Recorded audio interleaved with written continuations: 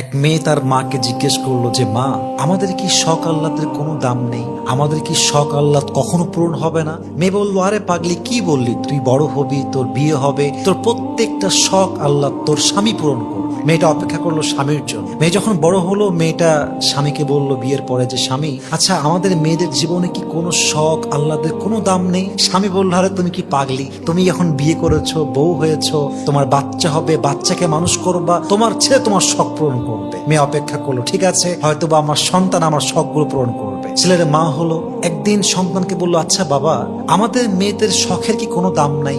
আমাদের আহ্লাদের কোনো দাম কি পৃথিবীতে নেই? সন্তান বলছে, মা তোমার কি মাথা খারাপ? তোমার বয়স হয়ে গিয়েছে, তোমার এক পা কবরে ঢুকে গিয়েছে, তুমি এখন আল্লাহ বিল্লাহ করবা, কবরের ফিকির করবা। তখন মেয়েটা বুঝতে পারলো যে আসলে পৃথিবীতে নারীদের শখ বলতে কিছু নেই। পৃথিবীটা নারীদের আহ্লাদ পূরণের জায়গা নয়। নারীদের প্রথম এবং শেষ ঘর কবর ছাড়া আর কিছুই হতে পারে না। ঠিক কিনা বলেন?